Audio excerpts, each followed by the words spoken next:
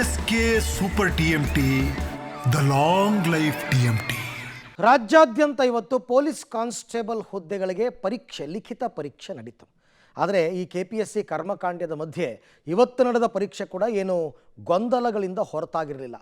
ಹಲವಾರು ಕಡೆ ಹಲವಾರು ರೀತಿಯಲ್ಲಿ ತೊಂದರೆಗಳಾಯಿತು. ಎಲ್ಲೆಲ್ಲಿ ಏನೇನಾಯಿತು ಅನ್ನೋದಕ್ಕೆ ಸಂಬಂಧಪಟ್ಟಂತೆ ಒಂದು ಸ್ಟೋರಿ ಇದೆ, ನೋಡೋಣ ಬನ್ನಿ.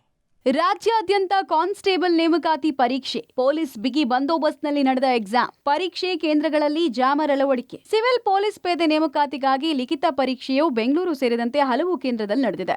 3991 ಪೊಲೀಸ್ ಕಾನ್ಸ್ಟೇಬಲ್ ಹುದ್ದೆಗಳ ಭರ್ತಿಗಾಗಿ ನಡೆದ ಈ ಪರೀಕ್ಷೆಗೆ ಸುಮಾರು 4.5 ಲಕ್ಷ ವಿದ್ಯಾರ್ಥಿಗಳು ಅರ್ಜಿ ಸಲ್ಲಿಸಿದ್ದಾರೆ. ನಗರದ ಹಲವು ಪರೀಕ್ಷಾ ಕೇಂದ್ರದಲ್ಲಿ ಪೊಲೀಸರ ಬಿಗಿ ಬಂದೋಬಸ್ತ್ ನಡುವೆ ವಿದ್ಯಾರ್ಥಿಗಳು ಪರೀಕ್ಷೆ ಬರೆದಿದ್ದಾರೆ. ಪರೀಕ್ಷಾ ಕೇಂದ್ರದ ಒಳಗೆ ಹೋಗುವ ಮುನ್ನ ಬಯೋಮೆಟ್ರಿಕ್ ತಪಾಸಣೆಯನ್ನು ನಡೆಸಿದರು. ಎಲೆಕ್ಟ್ರಿಕ್ ಉಪಕರಣಗಳನ್ನು ಬಳಸಿ ನಕಲು ಮಾಡದಂತೆ ಪರೀಕ್ಷಾ ಕೇಂದ್ರದಲ್ಲಿ ಜಾಮರ್ ಅಳವಡಿಸಿ ಇಂಟರ್ನೆಟ್ ಸೇವೆಯನ್ನು ಸ್ಥಗಿತ ಮಾಡಲಾಗಿತ್ತು.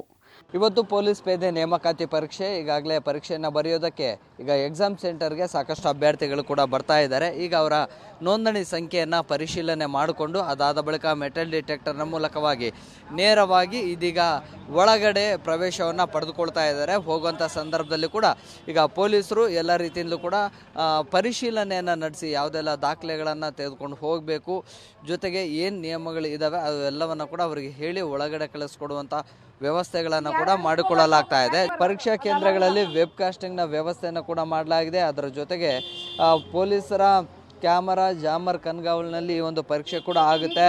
ಬಯೋಮೆಟ್ರಿಕ್ ವ್ಯವಸ್ಥೆ ಸಂಪೂರ್ಣ ಆದ ಬಳಿಕ ಒಳಗಡೆ ಅಂದರೆ ಅವರವರ ನೋಂದಣಿ ಸಂಖ್ಯೆ ಎಲ್ಲಿರುತ್ತೆ ಸೊ ಆ ಒಂದು ಪ್ರವೇಶ ಕೊಠಡಿಗೆ ಹೋಗುವಂಥ ವ್ಯವಸ್ಥೆಗಳು ಕೂಡ ಆಗುತ್ತೆ. ತುಂಬ ಸೂಕ್ಷ್ಮವಾಗಿ ಮತ್ತು ತುಂಬ ಅಲರ್ಟ್ ಆಗಿ ಪೊಲೀಸರು ಕೂಡ ಭದ್ರತೆಯನ್ನು ಕೈಗೊಂಡಿದ್ದಾರೆ. ಈಗಾಗಲೇ ಪರೀಕ್ಷಾ ಕೇಂದ್ರದ 200 ಮೀಟರ್ ಹೊರಗಡೆ ಕೂಡ ಕಂಪ್ಲೀಟ್ ಆಗಿ ಪೊಲೀಸರ ಕಣ್ಗಾವಲನ್ನು ಇಟ್ಟಿದ್ದಾರೆ. ಫುಲ್ ಶರ್ಟ್, ಜೀನ್ಸ್ ಪ್ಯಾಂಟ್ ಧರಿಸಿದ್ದ ಅಭ್ಯರ್ಥಿ ಹಲವು ಜೇಬುಗಳಿದ್ದ ಪ್ಯಾಂಟ್ ಧರಿಸಿದ್ದಕ್ಕೆ ವಾಪಸ್. ಪರೀಕ್ಷಾ ಅಕ್ರಮಗಳನ್ನು ತಡೆಯೋದಕ್ಕೆ ಪತ್ತೆ ಹಚ್ಚೋಕೆ ಕರ್ನಾಟಕ ಪರೀಕ್ಷಾ ಪ್ರಾಧಿಕಾರದ ಕೇಂದ್ರ ಕಚೇರಿಯಲ್ಲಿ ಮಾನಿಟರಿಂಗ್ ಸೆಂಟರ್ ಓಪನ್ ಮಾಡಲಾಗಿತ್ತು. ಬೆಂಗಳೂರು, ಕಲಬುರಗಿ ಸೇರಿದಂತೆ ಸೂಕ್ಷ್ಮ ಪರೀಕ್ಷಾ ಕೇಂದ್ರಗಳ ಮೇಲೆ ನಿಗಾ ವಹಿಸಲಾಗಿತ್ತು.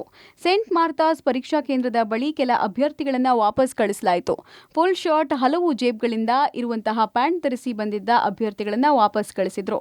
ಇನ್ನೊಂದು ಪರೀಕ್ಷಾ ಕೇಂದ್ರದಲ್ಲಿ ಪರೀಕ್ಷಾರ್ಥಿ ಧರಿಸಿದ್ದ ಕಿವಿಯೋಲೆಯನ್ನ ಕಳಚಿ ಪರೀಕ್ಷಾ ಕೇಂದ್ರಕ್ಕೆ ಕಳಿಸಿದ್ರು. ಆ ಬಳಿಕ ಒಬ್ಬೊಬ್ಬರನ್ನೇ ಸೂಕ್ಷ್ಮವಾಗಿ ಪರಿಶೀಲನೆ ನಡೆಸಿ ಪರೀಕ್ಷೆಗೆ ಕಳಿಸಿದ್ರು. ಕಂದನಿಗಾಗಿ ಮಿಡಿದ ಪೊಲೀಸರ ಹೃದಯ, ಮಗುವಿನೊಂದಿಗೆ ಪರೀಕ್ಷೆ ಬರೆಯಲು ಬಂದ ತಾಯಿ, ಜೋಕಾಲಿ ಕಟ್ಟಿ ಆಡಿಸಿದ ಪೊಲೀಸ್ ಸಿಬ್ಬಂದಿ. ಕಾನ್ಸ್ಟೇಬಲ್ ಪರೀಕ್ಷೆ ಬರೆಯುವ ಅದೆಷ್ಟೋ ಅಭ್ಯರ್ಥಿಗಳು ನೂರಾರು ಕನಸು ಹೊತ್ತಿರ್ತಾರೆ. ಇಲ್ಲೊಬ್ಬ ಮಹಿಳೆ ತನ್ನ 8 ತಿಂಗಳ ಕಂದಮ್ಮನೊಂದಿಗೆ ಪರೀಕ್ಷೆ ಬರೆಯೋಕೆ ಪರೀಕ್ಷಾ ಕೇಂದ್ರಕ್ಕೆ ಬಂದಿದ್ರು. ಈ ವೇಳೆ ಪುಟ್ಟ ಕಂದನಿಗಾಗಿ ಪೊಲೀಸ್ ಸಿಬ್ಬಂದಿ ಹೃದಯ ಮಿಡಿದಿದೆ. ತಾಯಿ ಪರೀಕ್ಷಾ ಕೇಂದ್ರಕ್ಕೆ ಹೋದ ಬಳಿಕ ಅಳ್ತಾ ಇದ್ದ ಮಗುವನ್ನ ಸೀರೆಯಲ್ಲಿ ಜೋಕಾಲಿ ಕಟ್ಟಿ ಜೋಗುಳವಾಡಿಸಿದ್ರು. ಪೊಲೀಸ್ ಸಿಬ್ಬಂದಿ ಜೋಗುಳಕ್ಕೆ ಕಂದ ನಿದ್ದೆಗೆ ಜಾರಿತು. ಬೆಂಗಳೂರಿನ ಚೆನ್ನಮನಕೆರೆ ಠಾಣಾ ವ್ಯಾಪ್ತಿಯ ಕೃಷ್ಣ ಕಾಲೇಜು ಪರೀಕ್ಷಾ ಕೇಂದ್ರದಲ್ಲಿ ಈ ದೃಶ್ಯ ಕಂಡುಬಂದಿದೆ. ಹಾಸನದ ಪರೀಕ್ಷಾ ಕೇಂದ್ರದಲ್ಲಿ ಗೊಂದಲ, 2 ಕೊಠಡಿಯ OMR ಶೀಟ್ ಅದಲು ಬದಲು. ಇನ್ನು ಹಾಸನ ನಗರದ ಪರೀಕ್ಷಾ ಕೇಂದ್ರ ಸಂಖ್ಯೆ 512ರಲ್ಲಿ 2 ಕೊಠಡಿಯ ಅಭ್ಯರ್ಥಿಗಳ OMR ಶೀಟ್ ಅದಲು ಬದಲು ಆಗಿ ಗೊಂದಲ ಸೃಷ್ಟಿಯಾಗಿತ್ತು. ಪರೀಕ್ಷೆ ಆರಂಭ ಆದ 1.5 ಗಂಟೆ ಬಳಿಕ ಸಮಸ್ಯೆಯಾಗಿದೆ. ಘಟನೆ ಸಂಬಂಧ ಅಭ್ಯರ್ಥಿಗಳು ಕಿಡಿಕಾರಿದ್ರು. ಗೊಂದಲ ಪರಿಹರಿಸಿ ಸಮಯಾವಕಾಶ ನೀಡುವಂತೆ ಬಿಗಿಪಟ್ಟು ಹಿಡಿದ್ರು. ಇನ್ನು ಪರೀಕ್ಷಾ ಕೇಂದ್ರಕ್ಕೆ DC ಭೇಟಿ ಕೊಟ್ಟು ಪರಿಶೀಲನೆ ನಡೆಸಿದ್ರು. ಬಾಗಲಕೋಟೆಯಲ್ಲಿ ವಿದ್ಯಾರ್ಥಿಗಳ ಬೆಲ್ಟ್ ಬಿಚ್ಚಿಸಿ ಪರೀಕ್ಷಾ ಕೇಂದ್ರಕ್ಕೆ ಕಳಿಸಿದ ಪ್ರಸಂಗ ಆಯಿತು. ಜೊತೆಗೆ ಯುವತಿಯರ ಕಿವಿಯೋಲೆಯನ್ನ ಕಳಚಿಸಿದ್ರು. ಏನಾಗಿದೆ, ಕ್ವಶನ್ ಪೇಪರ್ ಅಲ್ಲಿ ಕ್ರಮ ಸಂಖ್ಯೆ ಅಂತ ಇರ್ತದೆ, ಇನ್ನೊಂದು ಅದರ ಮೇಲೆ ಒಂದು ಸಂಖ್ಯೆ ಇರ್ತದೆ. ಈ 2 ಸಂಖ್ಯೆಗಳು ಸೇಮ್ ಇರಬೇಕು ಅನ್ನೋದು ಅಭ್ಯರ್ಥಿಗಳ ವಾದ ಆಗಿತ್ತು. ಪ್ರಶ್ನೆ ಪತ್ರಿಕೆಯಲ್ಲಿ ಇರ್ತಕ್ಕಂತಹ ಒಂದು ಸಂಖ್ಯೆಯನ್ನ, ಕ್ರಮ ಸಂಖ್ಯೆಯನ್ನ ಅಲ್ಲಿ ಬರೀಲಿಕ್ಕೆ ಅವಕಾಶ ಇದೆ. ನಮಗೆ 6 ಡಿಜಿಟ್ ಬಾಕ್ಸ್ ಇರ್ತದೆ, ಆ ಬಾಕ್ಸ್ ಅಲ್ಲಿ ಬರಿಬೇಕು. ಅವರು ಅದನ್ನ ಬಿಟ್ಬಿಟ್ಟು ಆ 2 ಸೇಮೇ ಇರಬೇಕು. ನೋಡಿ, ಕೆಲವರಿಗೆ ಇರಬಹುದು, ಕೆಲವರಿಗೆ ಇಲ್ದನೇ ಇರಬಹುದು, ಅದು ಮುಖ್ಯ ಅಲ್ಲ. ನಮ್ಮ ಇನ್ವಿಜಿಲೇಟರ್ಸ್ ಹೇಳಿದ್ದಾರೆ, ನಮ್ಮ ಅಸಿಸ್ಟೆಂಟ್ ಕಮಿಷನರ್, ADC ಅವರು ಮತ್ತೆ ಎಲ್ಲರೂ ತಿಳಿ ಹೇಳಿದ್ರು ಸಹ ಯಾರು ಕೇಳಿಲ್ಲ. ಅಭ್ಯರ್ಥಿಗಳಿಗೆ ಮನವರಿಕೆ ಮಾಡಿದ್ದಾವೆ, ಆ ತರ ನಿಯಮ ಇಲ್ಲ, ಅವರು ಕನ್ವಿನ್ಸ್ ಆಗಿದ್ದಾರೆ. ಒಂದು ಅವಕಾಶವನ್ನ ಅವರಿಗೆ ಕೊಟ್ಟಿದ್ದಾವೆ. ಆ 2 ರೂಮ್ಗಳಿಗೂ ಸಹ ಪರೀಕ್ಷೆಯನ್ನ ಮತ್ತೆ ಮುಂದುವರಿಸಲಿಕ್ಕೂ ಸಹ ಅವಕಾಶ ಮಾಡಿಕೊಟ್ಟಿದ್ದಾರೆ. ಇನ್ನು ಕಾನ್ಸ್ಟೇಬಲ್ ನೇಮಕಾತಿ ಪ್ರವೇಶ ಪರೀಕ್ಷೆ ವೇಳೆ ಗೊಂದಲ ಉಂಟಾದ ಘಟನೆ ವಿಜಯಪುರ ಜಿಲ್ಲೆಯ ತಿಕೋಟದಲ್ಲಿ ನಡೆದಿದೆ.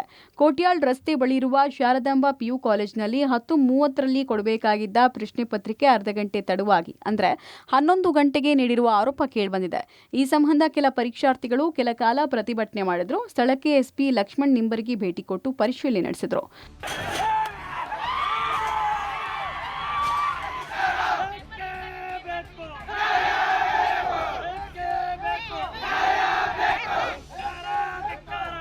ಒಟ್ಟಾರೆ ರಾಜ್ಯಾದ್ಯಂತ ಒಂದೆರಡು ಪರೀಕ್ಷಾ ಕೇಂದ್ರದಲ್ಲಿ ಗೊಂದಲ ಗಲಾಟೆ ಅಂತ ಪ್ರಸಂಗ ನಡೀತೆ ಹೊರತು ಇನ್ನುಳಿದೆಡೆ ಸುಗಮವಾಗಿ ಕಾನ್ಸ್ಟೇಬಲ್ ಪರೀಕ್ಷೆ ನಡೀತು. News desk public TV.